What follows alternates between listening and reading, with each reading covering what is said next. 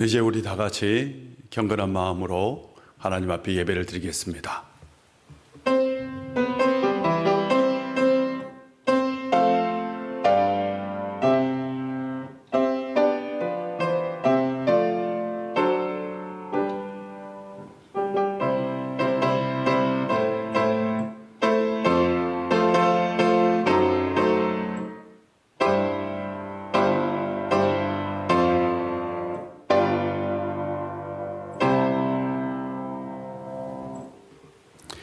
여호와여, 이제 내가 주께서 주신 토지의 소산의 만물을 가져왔나이다 하고 너는 그것을 내 하나님 여호와 앞에 두고 내 하나님 여호와 앞에 경배할 것이며 내 하나님 여호와께서 너와 내 집에 주신 모든 복으로 말미암아 너는 내 이웃과 너희 가운데 거류하는 객과 함께 즐거워할지니라. 아멘. 우리 하나님 아버지, 감사와 찬송과 영광을 올려드립니다. 풍성한 오곡백과가 무르익는 결실의 계절에 저희들을 예배의 자리로 불러주시고 영적 결실도 맺게 하여 주시니 감사와 찬송을 드립니다. 이 좋은 날 우리의 감사와 찬송이 하나님 앞에 상달되기를 소망합니다.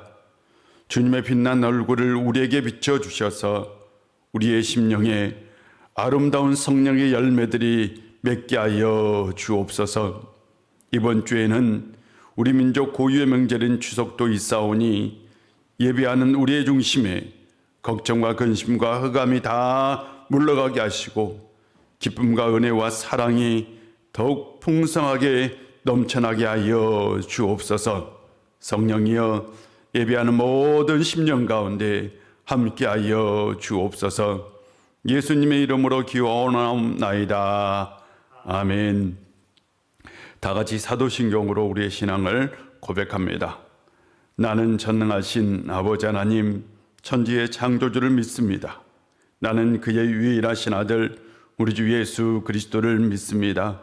그는 성령으로 잉태되어 동정녀 마리아에게서 나시고 본디오 빌라도에게 고난을 받아 십자가에 못 박혀 죽으시고 장사된 지 사흘 만에 죽은 자 가운데서 다시 살아나셨으며 하늘에 오르시어 전능하신 아버지 하나님 우편에 앉아 계시다가 거기로부터 살아있는 자와 죽은 자를 심판하러 오십니다.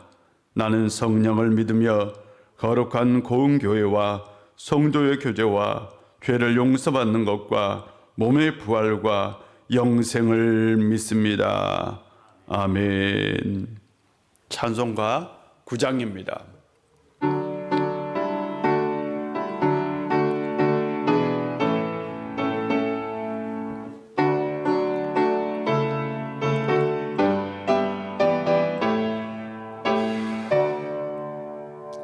하늘에 가득 찬 영광의 하나님, 온 땅에 충만한 존귀하신 하나님, 생명과 빛으로 지혜와 권능으로 언제나 우리를 지키시는 하나님, 성부와 성자와 성령 삼위의 하나님, 우리 예배를 받아주시옵소서.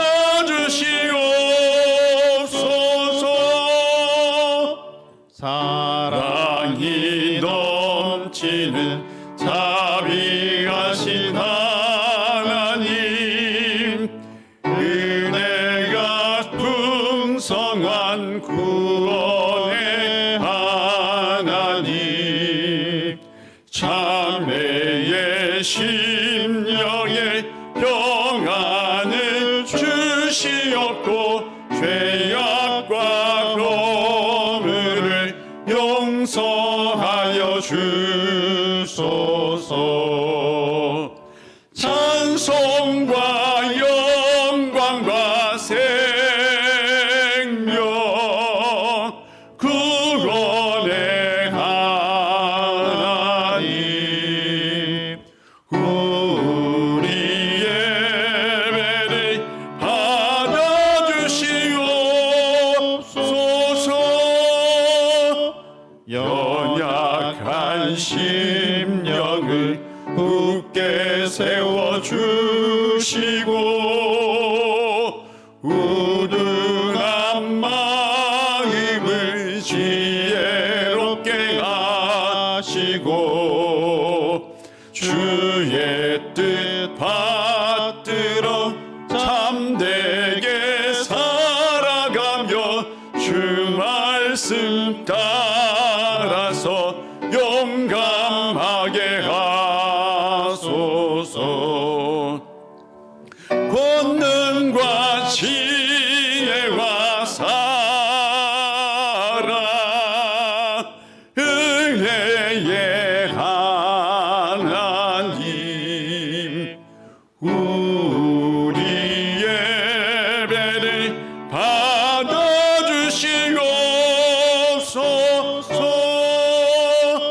주 앞에 나올 때 우리 마음 기쁘고 그 말씀 힘내어 새 희망이 솟는다. 고난과 슬픔도 이기게 하시옵고 영원에 잇대어 살아가게 하소서. 우리의 자랑과 기쁨 생명의 하나님, 우리 예배를 받아주시옵소서.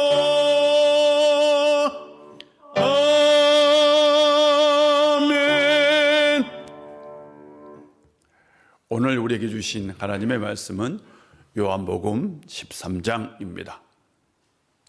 요한복음 13장 1절 그리고 34절, 35절입니다. 요한복음 13장 1절과 34절, 35절입니다. 먼저 올해 우리에게 주신 하나님의 말씀을 우리 다 같이 합독하도록 하겠습니다. 예수는 지혜와 키가 자라가며 하나님과 사람에게 더욱 사랑스러워 가시더라. 아멘. 오늘 우리에게 주신 하나님의 말씀입니다.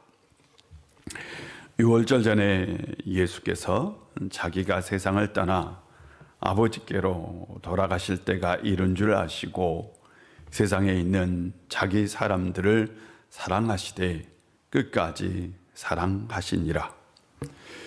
새 계명을 너희에게 주노니 서로 사랑하라. 내가 너희를 사랑한 것 같이 너희도 서로 사랑하라. 너희가 서로 사랑하면 이로써 모든 사람이 너희가 내 제자인 줄 알리라. 아멘. 할렐루야. 주의 이름으로 여러분을 축복합니다. 얼마 전에 어떤 분이 순교할 각오가 돼 있다라는 말씀을 해서 그래서 순교라는 단어가 실시간 검색어에 오른 적이 있습니다. 순교는 바로 신앙을 위해서 내 목숨을 스스로 내놓는 것, 그것을 순교라고 합니다. 기독교 선교 역사는 순교의 역사입니다. 우리나라도 마찬가지입니다. 개신교가 들어오기 100년 전에 천주교에는 많은 순교가 있었고 또한 천주교는 엄청난 순교 역사를 담고 있습니다. 우리나라에 4대 박해가 있었는데요. 바로 이 4대 박해는 병인 박해, 기해 박해, 병호 박해, 그 다음에 병인 박해입니다. 그 중에서 처음 일어난 박해를 신유 박해라고 합니다. 이 네 개 박해가 다 1800년에 있었는데 1800년대에 있었는데 이 신유 박해는 1801년에 일어났고요. 이때 약 300명의 이 천주교 신자들이 순교를 당합니다. 이때 유명한 사건이 황사형 백서 사건입니다. 이 황사형이라는 사람이 바로 300명이 순교한 이 신유박해의 사건의 전말과 그 다음에 그의 대책을 이 비단 깨알같이 적어가지고 이것을 중국에 있는 바로 이 구베야 주교에게 보내려고 했어요. 그런데 이게 발각됩니다. 그리고 나서 황사형은 잡혀서 능지처참을 당합니다. 그리고 나서 그의 가족들은 이제 관노비가 되어서 다 제주도로 유배를 가야 했습니다. 황사형의 아내는 바로 명문사대가의 맏딸로 태어나 기품 높은 게 살아온 여인이었습니다. 그의 아버지는 바로 정약현이고요. 그의 숙부는 다산 정약용입니다. 그녀의 이름은 정난주입니다. 바로 김소윤 작가가 얼마 전에 난주라는 이름으로 소설을 냈습니다. 난주는 제주도의 노비로 끌려가던 길에 아들에게 종의 먹이를 씌울 수 없다고 이 아들을 추자도에 버렸습니다. 젖먹이 갓난 아이를 추자도에 버렸어요. 잠든 나이에 앞섭을 열어 혈서로 경신생 황경현이라고 가슴에 쓰고요. 그리고 나서 단단히 앞섭을 메고 사람들의 눈에 띌 만한 나무 아래 이 아이, 갓난 아이를 놓았어요. 그리고 잠든 아이에게 이렇게 말합니다. 어미와 떨어지거든 하늘이 찢어지도록 울어라. 울어서 내가 살아있음을 알려야 한다. 그것이 내가 살 길이다. 그래야 내가 산다. 그 울음은 주께서 들을 것이고 사람의 귀에 들릴 것이고 종국에는 인정이 움직일 것이다. 어미는 잊기도 잊으려니와 그리워도 말거라. 사무치는 그리움은 너를 상하게 하나니 차라리 그리움을 모르는 것이 나으리라. 극통한 아픔은 이 어미의 가슴에 묻고 피눈물도 어미가 흘릴 것이다. 너는 그저 울고 뗐으며 입고 먹으며 숱한 세월을 한날같이 아이로 자라거라. 난주의 절통한 이별의 노래는 하늘을 울리는 격정의 토로이며 기도였습니다. 하루아침에 천한 관노비가 된 난주는 사람들의 멸시와 냉대와 이 고난 속에서 힘겨운 나날을 보내야 했습니다. 그녀의 삶은 고난과 고통, 역경의 연속이었습니다. 그런데 그 모든 것을 다 이겨냅니다. 그녀는 종들의 죽음도 목격하게 됩니다. 당시에 종이 죽었다고요. 장례하는 일도 없고 애도하는 일도 없습니다. 죽고 나면 누군가가 명석에 말아서 지게에 짊어지고 뒷문으로 나가서 산에 묻는 게 전부였어요. 관비가 되고 나서야 비로소 천한 삶이 무엇인지 알게 됩니다. 다행히 어려서부터 읽었던 의수서적이 그녀의 삶에 큰 도움이 됩니다. 많은 시간이 흘러서 그녀는 따로 살림을 나게 돼요. 그리고 제주도 가운데서도 척박하기 이를 데 없는 차기진에 이 초막을 하나 세우고 그곳에 규율소를 만듭니다. 가난한 사람들을 위해서 각종 병자와 가난한 사람들이 모여 위로를 받고 사랑을 나누는 곳이 됩니다. 그 규율소는 이 땅에 세워질 교회의 모습이었습니다. 그녀는 규율소에서 가난하고 병든 사람을 위해 자기 몸을 희생할 뿐만 아니라 부모 없는 아이들을 아들과 딸로 삼아 헌신적으로 돌보며 사랑합니다. 그리고 그녀는 직접 그리스도를 전할 수 없는 현실 앞에서 이렇게 기도합니다.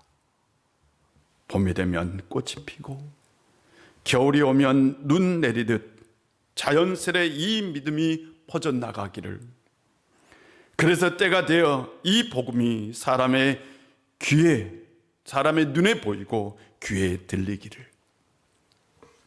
밖에가 심해질수록 신앙은 감춰지지 않고 그 꽃과 열매가 더욱 아름답게 드러나는 것입니다. 이것이 진짜 신앙이지요. 자유인으로 살기를 갈망했던 그 아들이 진짜 자유롭게 살았어요. 주자도에서. 그리고 37년 만에 모자가 상봉합니다. 소설은 이 두 사람의 만남을 이렇게 얘기합니다. 두 사람은 너무도 서럽고 그리워서 부둥켜 안고 울었다. 울 수밖에 없었다. 말로는 그 아픔을 전할 수도 수 없었고 사람이 지닌 가장 원초적인 울음만이 두 사람의 지난 생애를 위로하고 달랠 수 있었다. 저녁 해가 완전히 기울어 어둠이 투덕투덕 내리앉도록 두 사람의 울음소리는 파도 소리를 이기고도 남았다. 작가는 난주를 통해 두 가지의 물음을 우리에게 던집니다. 첫째, 신앙을 위해 목숨을 버린 사람을 대신하여 이 땅에 남은 사람들은 어떻게 살아야 할까요? 이 땅에 남은 사람들은 무엇을 해야 할까라는 질문입니다. 둘째로, 그 믿음을 지킴으로써 세상은 어떻게 달라질 수 있는가라는 질문을 합니다. 우리가 신앙으로 살 때에 세상이 어떻게 변할까요? 라는 것이지요. 이 물음에 소설 난주는 대답합니다. 마음과 뜻을 다해 온몸을 다해 인간을 사랑하면 하나님 나라는 자연스럽게 확장되는 것이다. 그래서 박해와 고난 가운데 그리스도인들이 실천적으로 해야 되는 건 사랑이다 라고 얘기합니다. 이것은 기독교인이 이 세상에서 어떻게 살아야 하는지에 대한 해답이기도 합니다. 코로나가 주는 위기 속에서 하나님을 믿는 우리는 어떻게 살아야 할까요? 세상 사람들처럼 죽음과 전염병을 두려워해야 할까요? 세상에 대한 분노와 원망을 가지고 살아야 할까요? 사람에 대한 경계와 미움을 가지고 살아야 할까요? 경제적으로 어렵다고 괴로워하며 살아야 할까요? 하나님을 믿는 우리, 예수님을 따르는 우리는 어떻게 살아야 할까요? 우리가 읽는 본문의 말씀은 예수님께서 세족식 후에 제자들에게 주신 말씀입니다. 세족식은 예수님께서 잡히시던 밤에 있었고요, 십자가를 지기 전날에 있었던 사건입니다. 중요한 건 예수님께서 자신이 이미 죽을 걸 아셨다는 거죠. 성경은 이렇게 말합니다. 이미 자신이 곧 세상을 떠나 아버지께로 갈 걸 아셨다라고 얘기합니다. 주님은 아버지께로 가고 제자들은 세상에 남을 겁니다. 그렇다면 남겨진 사람들, 남겨진 제자들은 이 세상에서 어떻게 살아야 할까요? 그들에게 가장 필요한 것은 무엇일까요? 그것은 곧 우리가 이 세상에서 어떻게 살아야 하는지에 대한 해답이기도 합니다.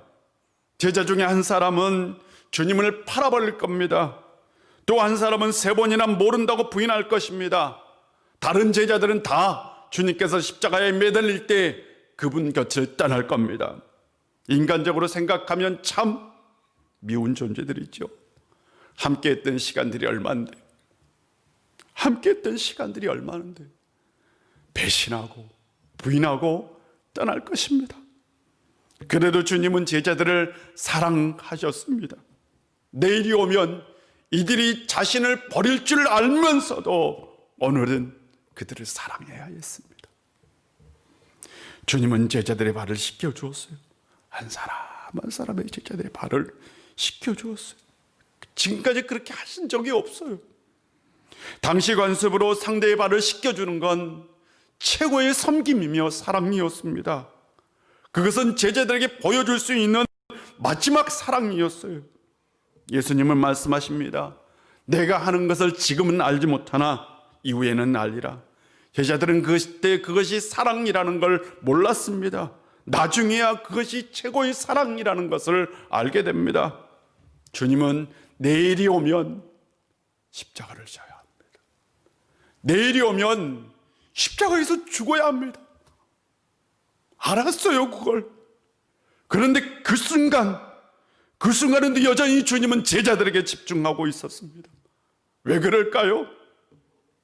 제자들이 어떻게 살아야 할 그 삶의 이정표를 만들어주기 위해서입니다. 그것은 우리가 어떻게 살아야 하는지를 말씀하고 있는 것이기도 합니다. 예수님께서 식사 후에 제자들에게 말씀하셨어요. 너희 중에 하나가 나를 팔 것이다. 충격이었습니다. 주님께서 제자들을 이간질시키려고 하는 것이 절대 아닙니다. 그건 실제이고 사실입니다. 너희 중에 하나가 나를 팔 것이다. 제자들의 반응은요, 서로를 의심했다 기록되어 있어요. 서로를 의심했다. 제자들은 여전히 서로를 의심하고 서로를 경계하고 서로를 경쟁의 상대로 보았던 거예요. 그들 가운데 사랑은 존재하지 않았습니다. 그들에게 비어있는 건 사랑이었습니다. 그들에게는 사랑이 비어 있었습니다. 사랑이 비어 있는 제자들에게 주님께서 세 계명을 주셨어요. 서로 사랑하라. 굉장히 평범합니다. 서로 사랑하는 건 인간의 도리이고 종교적인 규범입니다. 규범. 신앙의 규범이잖아요. 서로 사랑하라. 당연히 사랑해야죠. 그런데 주님께서 덧붙였어요. 내가 너희를 사랑한 것 같이입니다. 내가 너희를 사랑하는 것처럼 너희도 서로 사랑하라. 제자들은 아직 이게 무슨 뜻인지 몰라요. 실은 제자들이 주님이 누구인지도 몰랐어요. 주님이 어떤 분인지도 몰랐어요. 실상은 나중에 주님께서 부활하고 나서야 주님께서 하나님의 아들이라는 것을 알게 된 거죠. 하나님의 아들이신 그분이 자신들을 위해서 십자가에 달리셨다는 것을, 하나님의 아들이신 그분이 자신들이 그 팔을 씻겨주셨다는 거예요. 하나님의 아들이신 그분이 배신할, 자신을 버릴 그 자기들을 발을 씻겨주었어요. 이것처럼 큰 사랑이 있을까요? 주님께서 말씀하십니다. 내가 너희를 사랑한 것처럼. 요한은 이렇게 기록하고 있습니다. 세상에 있는 자기 사람을 사랑하시되 끝까지 사랑하셨다. 주님의 사랑이죠. 무엇을 뜻할까요? 주님은 제자들을 목숨이 끝날 때까지 사랑했다. 마지막 순간까지도 제자들을 사랑했다라는 뜻이죠. 이것이 바로 주님께서 보여주신 사랑입니다. 이 사랑으로 서로 사랑하라 라고 말씀하신 거죠. 내가 너희를 사랑한 것처럼 너희도 서로 사랑하라. 내가 너희를 사랑하는 사랑으로 서로 사랑하라.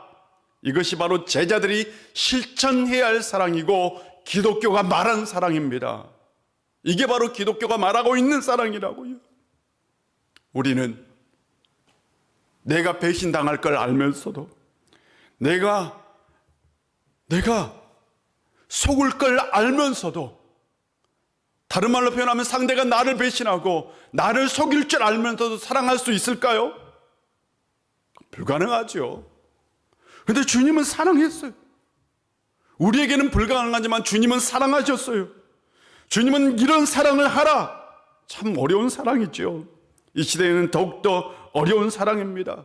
그렇다면 주님께서 왜 제자들을 마지막 순간까지, 목숨을 다하는 그 순간까지 사랑했을까요? 하는 거죠.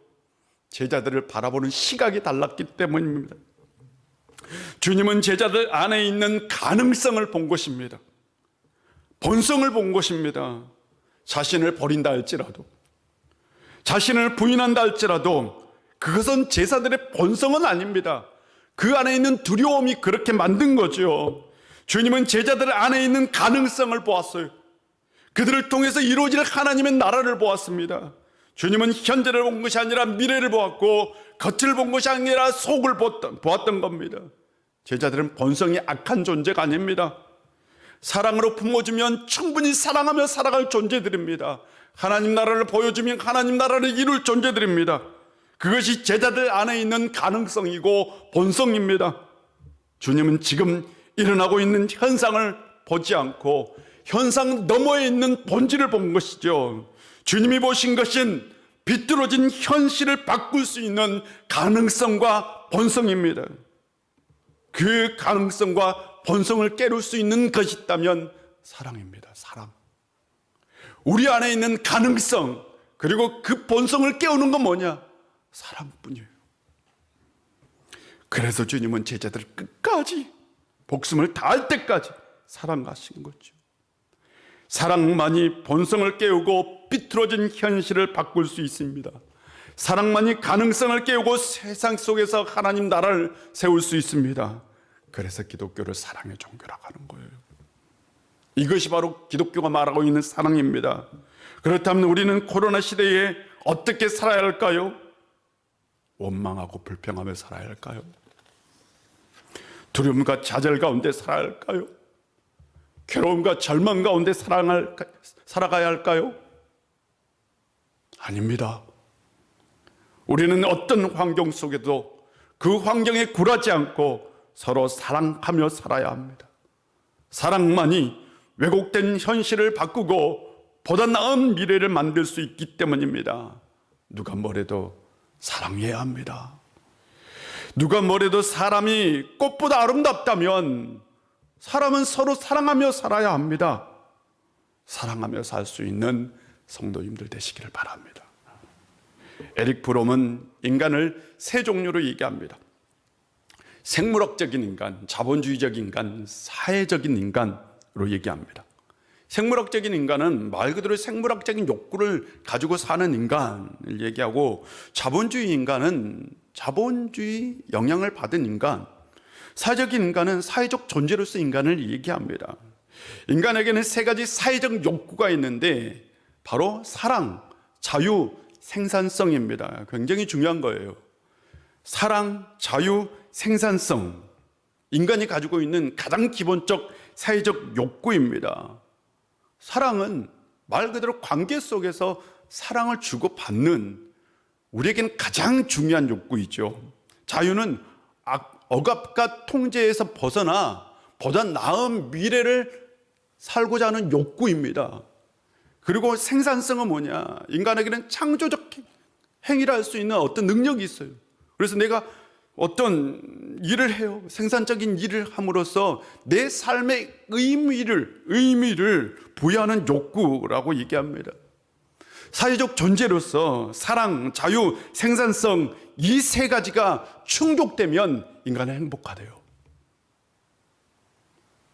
사랑, 자유, 생산성, 삶의 의미가 있다면 인간은 행복합니다. 이것이 에릭 프롬이 말하는 인간의 행복입니다. 그런데 우리는 어디에서 살아요? 자본주의 아래서 자본주의의 영향을 받고 삽니다. 자본주의 사회에서는 사회적 욕구인 사랑, 자유, 생산성이 왜곡됩니다. 그래서 우리는 어떤 관계 속에서도 무엇인가를 소유하고 있어도 무엇인가를 하고 있어도 행복을 느끼지 않아요. 자본주의적 인간을 지배하는 감정이 세 가지가 있습니다. 중요해요. 고립감, 무력감, 권태감입니다. 이것은 사회적 욕구인 사랑, 자유, 생산성과 딱 대조를 이루는 거예요. 고립감은 말 그대로 외로운 겁니다. 우리는 어려서부터 경쟁의 환경 속에서 자랐어요. 근데 이 경쟁은 사람을 고립시킵니다. 이것이 축적돼서 우리도 알지 못하는 사이에 우리가 외로움을 느껴요. 고립되어 있어요. 그래서 우리는 실은 가족이 있으면서도 외롭다고 얘기해요. 사랑하는 사람이 있으면서도 외롭다고 얘기합니다. 인간이 신기하게 외롭다고 얘기해요. 현대인의 외로움은 사랑의 왜곡입니다. 무력감이죠. 무기력한 겁니다. 반복된 좌절의 경험에서 나와요. 어렸을 때부터 부모님들은 끊임없이 자유를 억압하죠. 바깥에서 놀고 싶은데 공부해라. 사회적으로 뭔가 하고 싶은데 뭐 해라. 계속해서 이런 자유가 억압된 환경 속에서 자라나요. 그래서요, 진정한 자유를 누리는 경험이 부족해. 그렇기 때문에 현대인의 무기력은 자유의 왜곡입니다. 권태감입니다. 실증 나는 거예요, 실증. 생산적인 얘기를 하고 있는데 실제로는 그걸 느끼지 못하는 거예요. 예를 들어서 이런 거잖아요. 노동자가 있어요. 노동을 하는데 생산적인 일이에요. 그런데 무시를 당해요. 자기가 삶의 의미를 찾지 못해요.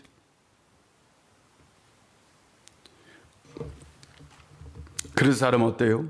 쾌락을 추구하죠. 먹는 쾌락, 노는 쾌락, 여행하는 쾌락. 신기합니다, 여러분. 쾌락을 느낄 때 사람이 행복하다고 얘기해요.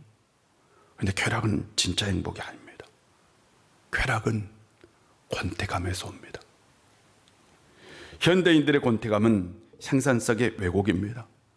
자본주의 사회에서는 인간의 기본적인 사회적 욕구, 그것을 왜곡시킵니다.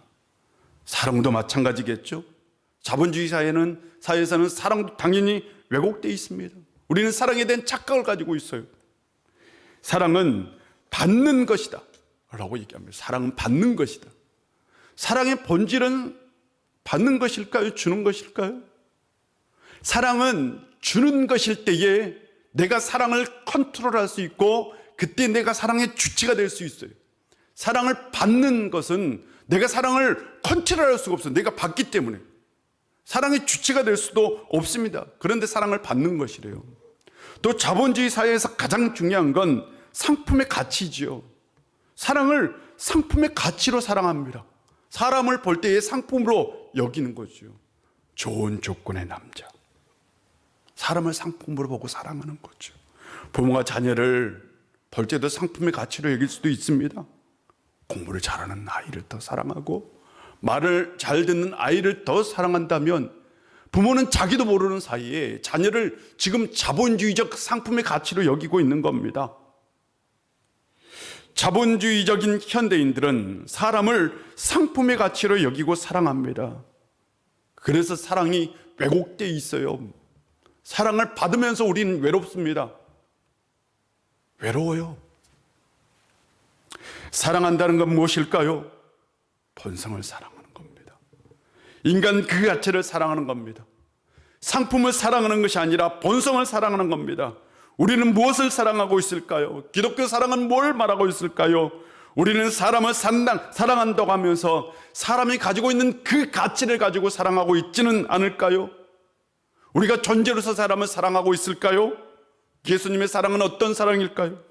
존재로서 제자를 사랑했을까요? 아니면 어떤 가치로 제자들을 사랑했을까요?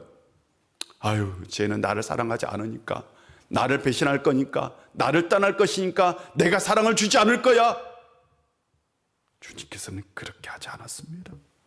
예수님은 그냥 제자들을 그 본질 그 자체로, 본성 그 자체로 사랑하셨던 거죠. 우리는 나에게 잘 대해주는 사람, 나를 사랑하는 사람, 나를 위해 헌신하는 사람, 내 편이 되는 사람을 사랑합니까? 아니면 그냥 존재로서 사랑합니까? 좋은 대학을 가서, 좋은 직장을 다녀서, 남편이 잘해주어서, 부인이 잘해주어서 사랑한다면 그건 자본주의적 사랑입니다. 그건 본성적 사랑이 아닙니다. 본성적 사랑은 상대가 정말 나쁜 짓을 하지 않는 한에 있어서 그 존재 자체로서 사랑하는 겁니다. 우리는 진짜 사랑하며 살아야 합니다. 부부가 본성적으로 사랑해요. 자식도 본성적 사랑을 해야 합니다. 부모에게 또 자식은 본성적으로 사랑해요. 부모님이 잘 내주어서, 자신을 안겨주어서 사랑하는 것이 아니라 부모로서 사랑해야 하는 거죠. 우리가 세상에서 본격적 사랑을 실천하는 건 쉽지는 않아요. 최소한 기독교인들이 가정 안에서는 본성적 사랑을 실천해야 되지 않겠습니까? 가족 안에서 가족의 사랑이 자본주의적 사랑이라면 그건 왜곡된 사랑을 하고 있는 겁니다. 우리는 이 사랑에서 벗어나야 합니다. 그때 우리는 우리의 사랑을 사회 속으로 확장시킬 수 있습니다. 어거스틴은 인간을 행복하게 만드는 건 사랑이다라고 했습니다. 인간을 행복하게 만드는 것은 사랑이며 이 사랑은 하나님이 인간에게 보유한 인간 본성 중 최고의 아름다움이다. 인간이 가지고 있는 본성 중에서 최고의 아름다운 건 사랑이다. 그는 우리가 자신을 사랑하는 것처럼 타인을 사랑하지 않으면 그만큼 불행한 조건에 노출되는 것이고, 이 불행으로부터 벗어나는 건 타인을 사랑하는 것이라고 얘기합니다. 다른 말로 표현하면 우리가 행복하기를 원한다면 사랑해야 된다라는 거죠. 아무리 돈이 많아도 사랑을 주지도 받지도 못하는 사람은 그래서 행복하지 않습니다. 우리를 행복하게 만드는 건 사랑입니다. 주님께서 말씀하셨어요. 내가 너희를 사랑한 것처럼 서로 사랑하라. 무슨 뜻일까요? 행복하고 싶으면 사랑하라. 사랑하며 살아라. 오일교회 성도 여러분, 행복한 명절 되시기를 바랍니다. 가족들과 행복하고 기쁜 시간 꼭 나누시기를 바랍니다. 그런데 생각보다 명절에 다투고 싸우고 하죠. 왜냐하면 자본주의적인 인간으로 살고 있기 때문입니다. 가족이 만났는데 공부 잘해라, 결혼해라, 취직해라. 대화가 오가다가 가족 간의 감정이 상하고 다투기도 합니다. 우리는 사랑하는 가족에게 좋은 상품이 되라, 좋은 가치적인 존재가 되라 라고 얘기합니다. 가족은 어떤 존재일까요? 가족은 그저 옆에 있어 주어서, 그냥 살아 있어서, 옆에 존재해 주어서, 함께 살아서 사랑하고 행복해야 합니다. 이런 우일교회 가정이 되었으면 좋겠어요. 자본주의적 인간에서 벗어나 사회적인 인간으로 사랑을 실천하시기를 바랍니다. 이것이 기독교적인 사랑입니다. 사랑하고 자유하고 삶의 의미를 부여하는 기독교적인 사랑이 여러분의 가정 가운데 꽃피는 역사가 있기를 주의 이름으로 축복합니다. 주님의 사랑을 상품으로 매길 수 없다면 우리의 사랑, 조건 없는 사랑이 되어야 합니다. 본성적 사랑이 되어야 합니다. 사람을 사랑할 때 사람을 상편의 가치로 매기지 말고 그저 존재 그 자체로 사랑할 수 있는 성도님들 되시기를 바랍니다. 명절에 가정 안에 이런 사랑이 깃들길 주의 이름으로 축복합니다. 기도하겠습니다. 아버지 하나님, 우리 가운데 함께해 주시고 은혜 주셔서 감사드립니다. 오늘 우리에게 주신 말씀, 서로 사랑하라, 내가 너희를 사랑한 것처럼 서로 사랑하라 라는 이 말씀을 기억하고 가정 안에서 본성적 사랑, 진짜 사랑을 할 수 있는 우리 우일의 모든 권속들 되게 하여 주시옵소서. 명절에는 서로를 이해하며 서로를 품어주는 진짜 사랑이 넘쳐나게 하여 주옵소서. 혹시 먼 길을 오가는 분들이 있다면 지켜주시고 보호하여 주옵소서. 아버지 하나님, 명절 기간에 코로나가 더 이상 확산되지 않게 하여 주시고 우리 우일의 모든 권속들에게 평안과 행복과 기쁨이 넘치게 하여 주옵소서. 예수님의 이름으로 기도합니다. 아멘. 우리 찬송가 300장 찬송하겠습니다.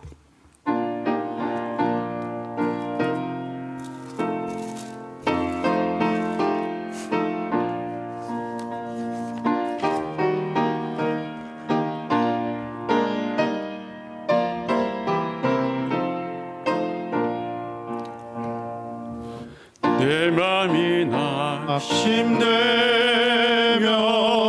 근심에 눌릴 때 주께서 내게 오사 위로해 주시네. 가는 길 캄캄하고 괴로움 많으나 주께서 함께하며 내 짐을 지시네. 그 은혜가 내게 족하네.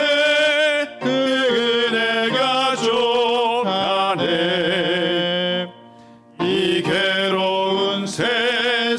지날 때 그네가 족하네. 희망이 사라지고 친구 날 버릴 때 주 내게 속삭이며 새 희망 주시네. 싸움이 맹렬하여 두려워 떨 때에 승리의 왕이 되신 주 음성 들리네. 그네가 내게 족하네. 그네가 족하네. 이 괴로운 세상 지날 때 그네가 족하네. 범인이 가득 차고 눈물이 흐를 때 주 나의 곁에 오사 위로해 주시네. 환난이 닥쳐와서 어려움 당할 때 주님의 능력 힘으로 원수를 이기네. 그네가 내게 족하네. 그네가 족하네. 이 괴로운 세상 지날 때 그네가 족하네. 기도하겠습니다. 하나님 아버지, 오늘도 우리 가운데 함께 해주시고 우리에게 말씀을 주시고 또한 은혜를 주셔서 감사드립니다. 또한 한 주간 지켜주시고 보호해 주신 것도 참 감사드립니다. 감사의 마음을 담아 이 시간 주님 앞에 정성껏 예물을 드리오니 이 예물을 받아주시고 흠양하여 주시옵시고 드리는 손길 위에 하늘의 신령한 복과 땅의 기름진 복으로 채워 주옵소서. 코로나로 인하여 경제적으로 여러 가지 어려움 가운데 직면했어도 우리가 주님 앞에 드리는 이 예물 주님 마음을 다해 영혼을 다해 드렸사오니 하나님 나라를 위해 사용되게 하여 주옵시고 우리 우일교회가 든든하게 서가게 하여 주옵소서. 또한 우리 우일의 모든 권속들 한 주간 지켜주시고 보호하여 주시어서 이 어렵고 힘든 세상을 하나님이 주신 은혜로 다 이겨낼 수 있도록 도와주옵소서. 혹시 병상에 있거나 또한 해외에 있거나 군에 있거나 여러 가지 사정으로 지금 이 예배에 참석하지 못한 이들에게도 함께하여 주옵소서. 예수님의 이름으로 봉헌히 기도드립니다. 아멘.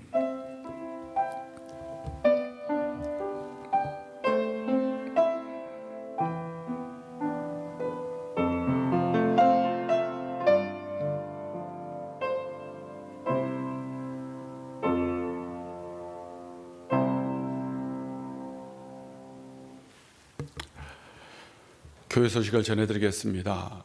우리가 계속해서 비대면 예배를 드리고 있는데요.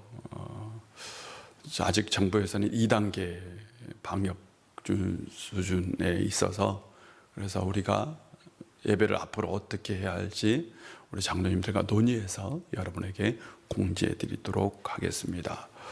그리고 릴레이 기도가 계속해서 진행되고 있습니다. 참 많은 분들이 참석해 주셨고 또한 기도하러 나오셔서 교회를 위해서 성도님들을 위해서 나라와 민족을 위해서 참 기도해 주셔서 참 좋더라고요. 앞으로 얼마 남지 않았는데 우리가 9월 말까지 하기로 했습니다. 우리 신청하신 분들은 꼭 약속 잘 지켜주시고 어디에서 있든지 꼭 기도해 주시기를 부탁드립니다.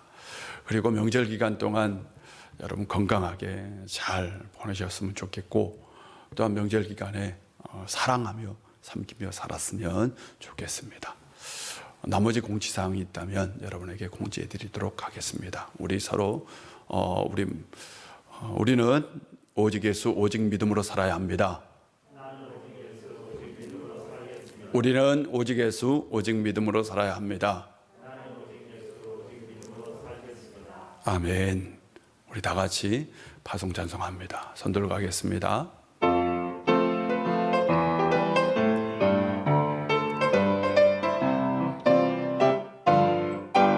어느 담장 너머로 뻗은 나무 가지에 푸른 열매처럼 하나님의 귀한 축복이 삶에 가득히 넘쳐날 거야.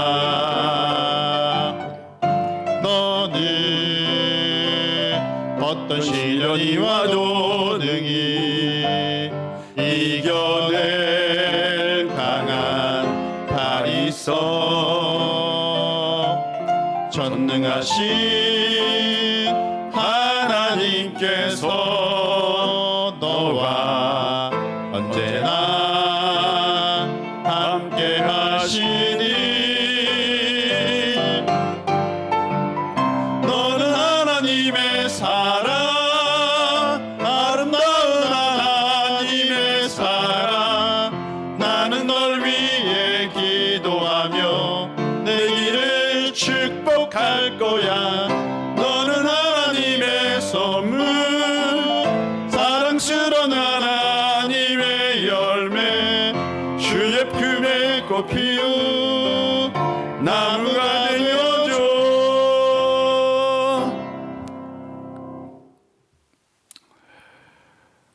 서로 사랑하라. 내가 너희를 사랑한 것 같이 서로 사랑하라 라고 말씀하신 우리 구주 예수 그리스도의 그 놀라우신 은혜와 우리 아버지 하나님의 크신 사랑과 성령 충만한 역사가 서로 사랑하라.